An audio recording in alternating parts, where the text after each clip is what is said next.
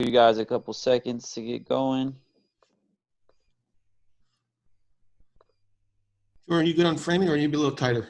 That looks good. You could zoom just a little bit. There you go. Perfect. Hey, Pop, good to see you as always. Let me know when you're ready to take questions. Ready to go, Jordan. Awesome. Let's start with Jeff McDonald from the Express News. Go ahead, Jeff. Good evening.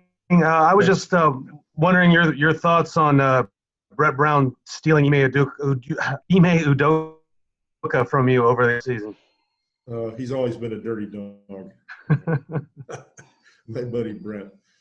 Well, I mean, obviously I was in on the deal, so I think it's a good move because, you know, he's going to be the right-hand man, so to speak, and going to add a lot. You know, they know each other well, and so it's just a good combination for them, I think, with the situation that they were in, trying to compete for a championship. Ime adds a lot, so I'm happy for him. You've known Ime for a very long time. How have you seen him grow over that period? And is he a guy that's going to deserve to be a head coach in this league at some point? Well, of course. I mean, it's as I said before, with, you know, certain players, you kind of know when they're on your team. You know who has like an innate knowledge of the game or a feel for the game, and oftentimes it's not the most skilled, you know. But Ime, he played with toughness, with discipline. He understood the mental parts of the game. He was always sharp, and a great teammate. So there's always good qualities, you know, to see in a player as far as if they want to coach later on. And he had all of that. You know, his work ethic and so forth were exemplary. So it's no surprise that, you know, he'll be a head coach in the league anytime soon. That's all I've got this evening. Thanks. Sometime soon, I guess. Oh, appreciate it. Thanks, Jeff. Let's go to Tom Osborne from the Express News. Tom, unmute your mic and you go right ahead. Speaking of another assistant, just your thoughts on Bud being co-winner of the Goldberg Award.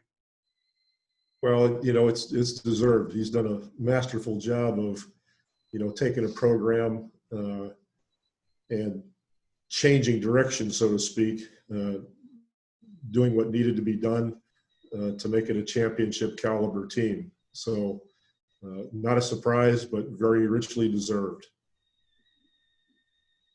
And are you enjoying the relaxed dress code for coaches? Well, I'm enjoying it.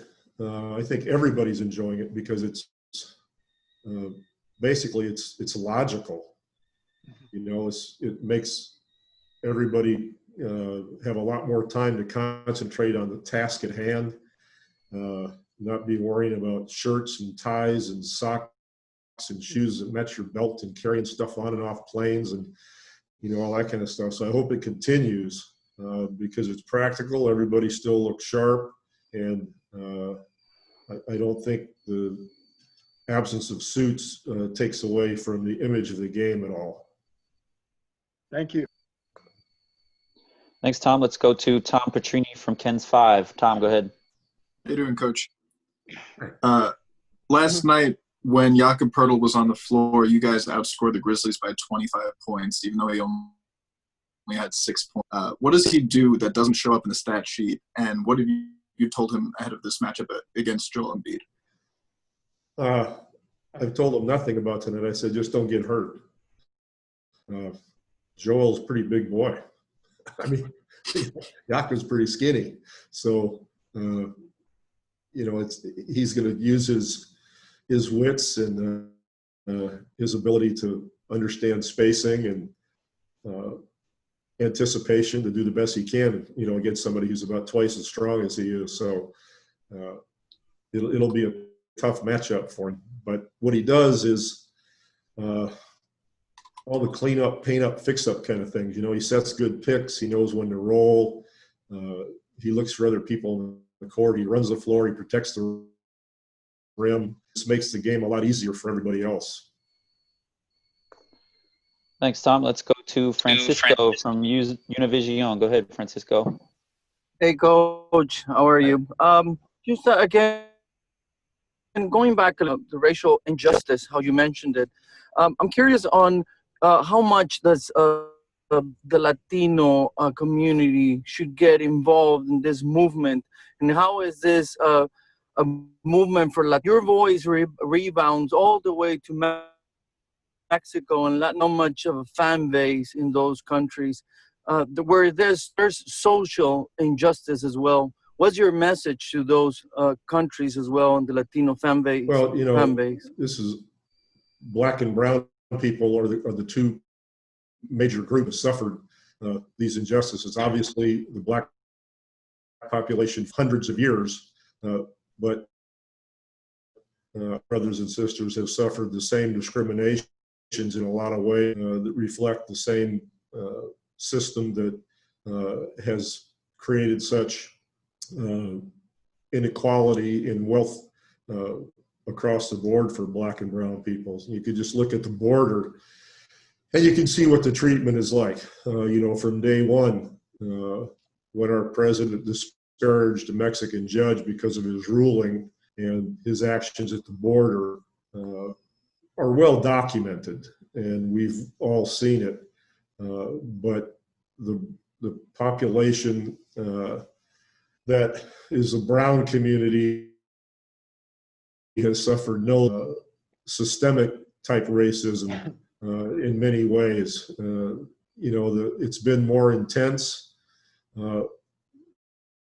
for black because of history, because of the past inequities and the ancient brutality that started, back in the 1600s. So at this point, all he has to do is look at the border to see what the priorities are. Rips children from their mothers.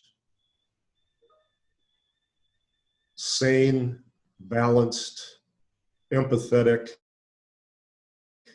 do not participate in such actions.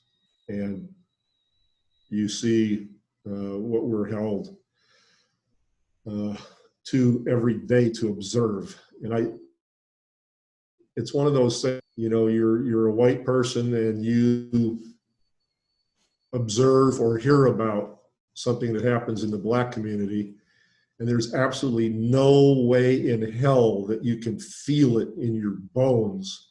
You can't feel the fear, the anxiety. And for the brown population, it's the same way. When I hear a cop car, when I hear the noise, I get nervous because, damn, I don't want to get a ticket. But other people hear that sound and they don't want to die. That's a pretty big difference. So I just look at it as basically the same problem, but much more exacerbated in the African American community because of the ancient brutality and the history. Thank you, Pop. It looks like that's all we got for you today. Appreciate it. We'll see you after the game. Okay. Thanks, Pop. Thank you, everyone.